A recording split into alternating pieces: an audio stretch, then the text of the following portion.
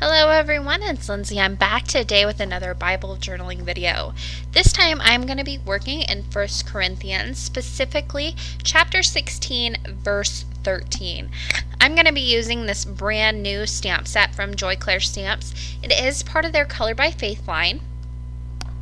And if you are into Bible journaling, be sure you head over to their website because they have an incredible line of Bible journaling stamps that I love. They're really high quality. They're made in the United States. They're just really good stamps, and there is a ton of them. So I'm using the brand new Be a Flamingo Stamp Set, and I'm going to be using this flamingo you see here. There are two in the set. This one is standing on the one leg. The other one is standing with both legs down, and then he's kind of got his head bowed.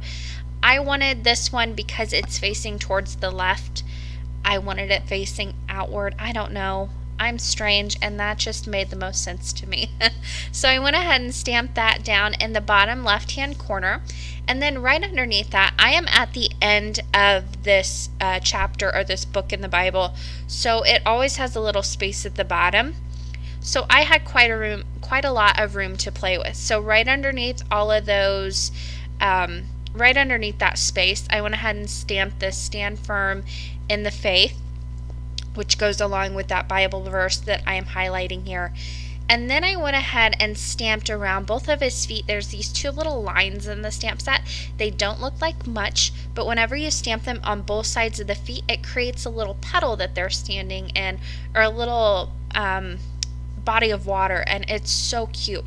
So once I stamped that down, I went ahead and masked off the flamingo, which I had created earlier from masking paper. I just did the body. And that way I could come in with this little star background here. It's very tiny, but if you stamp it over and over again, you create this great star pattern, kind of a night sky background here. I'm going to stamp that about halfway up the page here. Not too much over the words because I really didn't want to cover any of those or take the chance of that. And then I started coloring. That's all the stamping I'm going to do on this page. I'm going to be using my Prismacolor colored pencils here. You can use whatever coloring medium you would want to on this page. I just chose these because I find it easiest to work with in my Bible journaling. So I went ahead and pulled out a few turquoises here, and I'm going to start coloring in this little petal that the flamingo is stamping in. Now, if I would have been thinking, I probably would have masked off the bottom foot there so it looks like the foot is actually in the water. My mistake, but it still looks nice when everything is said and done. But just a little mistake I made there. So once I had that all done, I added a little bit of shading around the edges of this pool of water, just with some few darker turquoises and a little bit darker greenish blue.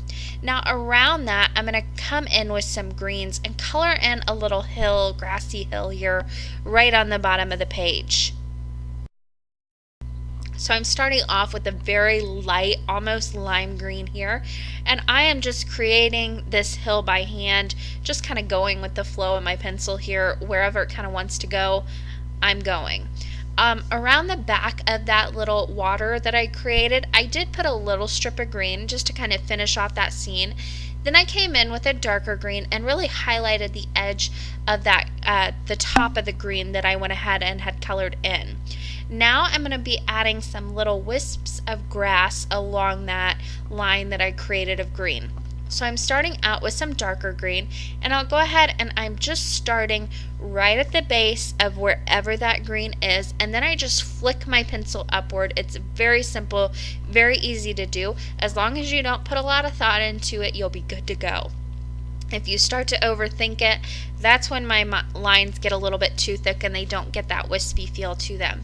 So to create that grass, I'm going to be using quite a few different greens here, making them different lengths. I'll even throw in a few browns to create kind of like those cattails.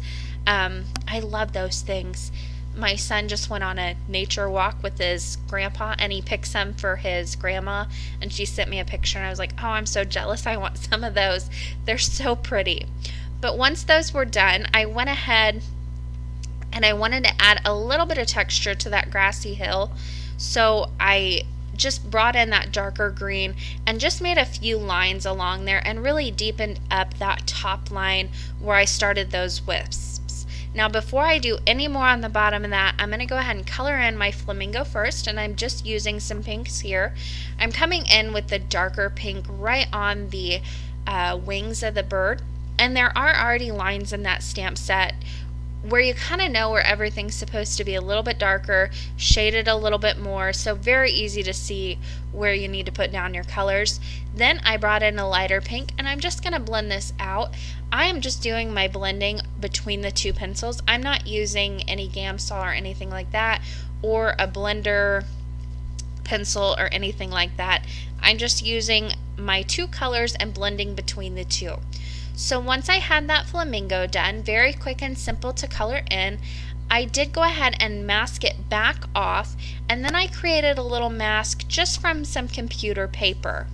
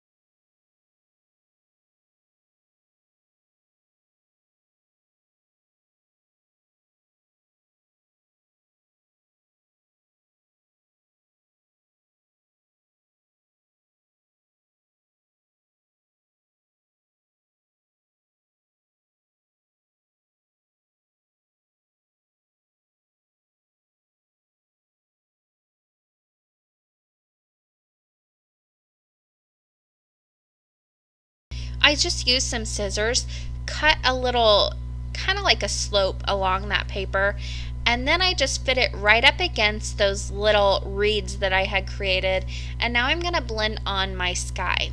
So I was going to go ahead and do like a night sky with different blues and pinks and purples and blacks, but I went ahead and I first came in with this color. This is Cracked Pistachio, and I really just love the look of it, and I decided not to do anything more than that. So you can totally disregard those other two distressings laying up there. I didn't end up using them at all. So wherever I had those reeds, I had to very gently come in with my ink blender and kind of go in between them. I'll come back in with my colored pencils in just a moment and fix the rest of those, but I wanted to fill in a little bit of that white space. Now I'm just going to continue to bring that ink up the page, starting from the bottom, going towards the top. Now whenever you are ink blending on your Bible pages, I found that it can be a little bit difficult because my page wants to wrinkle. So I like to hold the edge of it down and really just work my way up. I'm not using a lot of pressure. A very light hand is all you need. Now I wanted to darken up the top just a little bit, so I brought in some peacock feathers and blended it into that Cracked Pistachio. And again, I'm just going to bring this up to where the top of those stars end. This is only going to be about a half-page layout here. I thought it looked really nice just leaving it just the half page. Now once I had that blended and I was happy with the blending, this is where I brought back in my greens and really filled in that white space down at the bottom that was left over. So I'm starting with the same green that I started with on the grass, that almost lime green, and I'm gonna just fill this in completely almost, and then I'll come back in and add more wispy layers later on, but I really wanted that light green up against that almost turquoise sky. Now I'm going to come back in with my darker greens and browns and add in those wispy layers, and then I wanted to add a little bit of shine and a little bit of embellishment to this page. So water is going to be shiny, so I brought out my glossy accents. You could use your Nuvo drops, whatever you have on hand. I just went ahead and coated that little puddle that I had made, or little water that the bird is standing in, and I completely coated that with my glossy accents. I also wanted my flamingo to be a little bit shiny, so I added some glossy accents to the entire flamingo as well, or the body. I didn't add any to the legs at all. And that is really just going to help that flamingo kind of pop off the paper and stand out a little bit better, so it doesn't blend into all of my